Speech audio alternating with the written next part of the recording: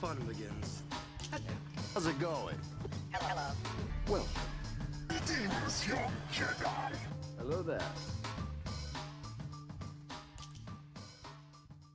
Hey everyone, Hybrid Toy Reviews here, bringing you another episode of Black Series of Yesteryear, my retrospective series where we talk about the Black Series figures of, well, yesteryear. So today we're going to be talking about the sixth wave of figures that came in the red and black packaging that they debuted for The Force Awakens.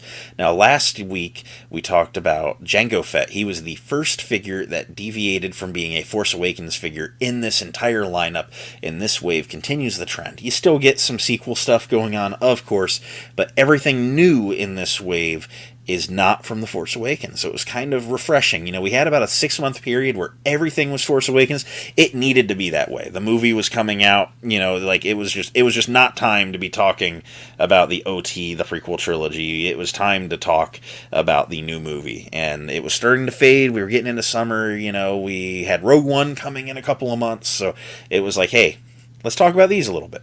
So, really quick, let's just buzz through the repacks, because, of course, every wave had to have repacks. They repacked the First Order Snowtrooper. I think this was the second time they'd repacked him. As I said in that video in Wave 4 when he came out, I did really like this figure when it came out. I still generally think it's one of the best sequel, like, troopers, you know, the First Order troopers. They did really well on him. And then they repacked the Flame Trooper from Wave 5, which just came out before this. They double packed him in that wave, so they really wanted these Flame Troopers to be out there. I don't remember him peg warming like in stores so much, but I remember many an online sale. I think the stores were just so full of prior waves that they just weren't getting these waves at this point.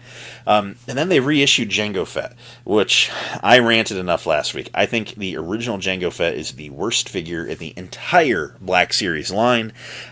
Beyond just being a bad thing at the time it came out and ruining every figure that they used the mold to make different Mandos later on down the line.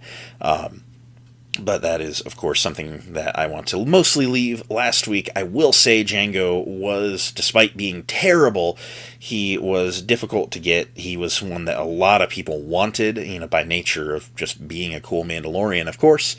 So repacking him, while, again, a garbage figure that should have been retooled on the spot, was the smart move because people wanted him. So we had 3 repacks, and now we are going to get into the 3 new figures. So I was so excited for this set because Black Series was finally going to be showing some love to Star Wars Rebels, and Red Box number 19 is Kanan Jarrus. What a legendary figure for the time. Now, I've recently on the channel reviewed the photoreal upgrade from 2022, I believe it came out. And it really made me realize just how dated this sculpt is. However, in 2016 at this point, I was just so happy to get some Rebels love. Rebel Season 1 was over. Season 2 was just getting ready to start. And I was just so amped. I was in love with this show. And I still am. I very much am a Rebels fan to my core. So getting a realistic interpretation of Kanan Jarrus was oh so super cool. He comes with his lightsaber and his blaster pistol. His lightsaber, beyond just having the gimmick of the removable blade that's been with the line since day one, also featured Kanan's special gimmick of the emitter being removable and stowable on the front of his belt, while the handle is stowable on the back of his belt, because he doesn't want it to just look like he's carrying a lightsaber everywhere he goes. It was such a cool feature. It wasn't anything that they super advertised going into it. People kind of just had to figure that one out when it came out. I remember some of my collector pages on Facebook, you know, people were like, what? Like, you know, and it was like a group effort for some of them. But just such a cool figure for the time, painted very, very nicely. One that I was so happy to be getting Rebels figures. I remember walking into my local Walgreens, I was going to hunt this wave one weekend, and Kanan was on the pegs, and I just was so so excited, and just such a great figure for the time. It definitely is one I would like to see redone, but just a legendary time. We were dipping a little ways away from the sequels, recognizing the other ongoing series, and it was just, this was the one of the very first times that we had an animated figure jump to a realistic interpretation in the line. And no, Kanan, I think, is the first time. I don't recall. I don't think we had an earlier version of an animated character coming to live action. So it was breaking a mold. It was like cutting edge stuff. And I loved it. And then spot number 20. My girl, Ahsoka Tano, in her Star Wars Rebels look. Her articulation was a very good 2016, but again, like Kanan, I want to see her redone. I have her photoreal upgrade from 21 or 22, and that helps it. Same with that Kanan, but there is just some things about this that are a little bit frustrating compared to a modern figure. But she can pose oh so well. She has the single cut elbows. They don't do much more than 90, but getting to 90 was a feat at this point, and it was just really, really cool that she was able to do that. She featured her 2 white-bladed lightsabers. They were like a frosted pale blue. I feel like that's probably a good way to interpret them, all said. Removable blades, hilts can stow on the hooks. The hilts were very, very rubbery. I remember not being super pleased with that. And then her feet are tiny. It's accurate to the design, but it just made it hard to get her in like a cool pose and keep her standing. And that's a big frustration even to date at this point. The head sculpt is excellent. It's an interpretation, so it doesn't if they remade it today, I would want it to have more of a Rosario Dawson likeness, even though we don't see her in this costume in the live action series. It would make sense that grown-up Ahsoka just looks like her. So, it's like an interpretation, and same with the Kanan. I'd want it to have a Freddie Prinze Jr. likeness if they ever remade him at this point. But the Ahsoka figure from Rebels, was a good attempt to bring her from the animation to the world of live action, and I was just so amped to find this. I found her and Kanan on the same day, as well as the next figure, which is number 21, Luke Skywalker. This is his farm boy appearance, and this figure has been dogged on over the years. I have made my jokes as well. However, I do remember trying to make the most of it when he came out. He has a very gimmicky soft goods shirt going on. And, for what it's worth, he actually has some alright arm articulation.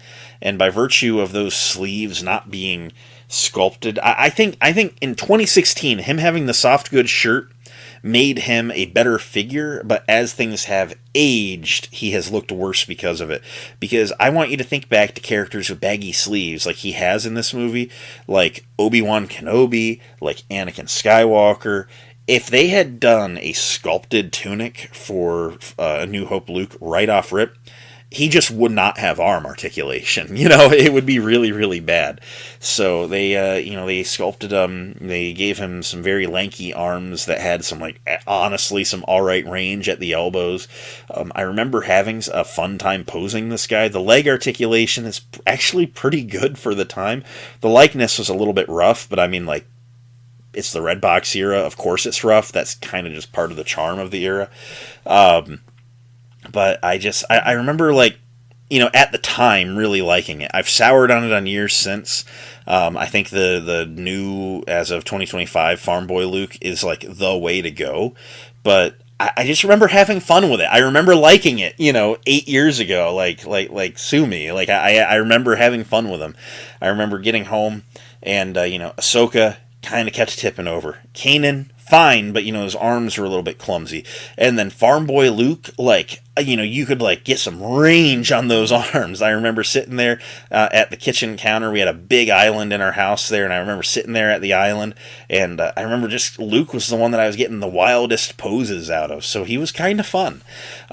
Something fun with the soft goods tunic too is you can open up the collar a little bit. You could like pose him holding the lightsaber up, like in the painted, you know, A New Hope a poster from back in the day where he's like all chest coming out of his shirt. You know, you could do some different things with him. So I remember liking this guy. I remember he was like okay, you know, but of course figure technology has changed. But I do remember this guy somewhat fondly for the time. I will say it was just something where, you know, because of the soft goods, you had to kind of like put them in the pose and then work the soft goods to where they looked best and then put them on the shelf. And but yeah, I don't hate this. I think soft goods shirt Luke, you know, dated by today's standards, but it was okay at the time. It didn't need ripped on day one. So yeah, we had 3 new figures, you know, and generally I'm very sentimental on them. Although, like I said, you know, they all need redone. You know, Luke has been, and that redo needs a new head.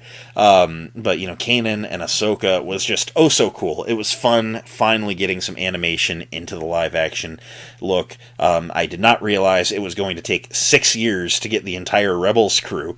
I don't know that I would have signed on if that was going to be the case, but you know, I was just so happy to get some Rebels love. That was like, I had a lot of fun with The Force Awakens, and it was a fun time to be a collector, but man, I've always just been that guy that liked tuning in on Friday nights and watching my cartoons, and Rebels did a great job of that. So I had a lot of fun, you know, these were just figures I just remember having a lot of fun posing. So yeah, I've got some fond memories. I hope I was able to just share the vibes of how good a time I had with these with y'all.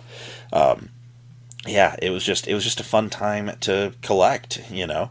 So from here, I think the next wave is going to start featuring some Rogue One characters. And I'm going to be honest, a lot of them peg-warmed like crazy. Does not mean those are bad figures. I look forward to talking about some Rogue Ones with you. It was a time to be collecting. I've got some stories of finding that first wave. So I'm going to bounce. I'm going to go work on some more videos. Thank you for listening to me yap about figures from yesteryear. May the Force be with you, and we will catch you in the next one. Bye.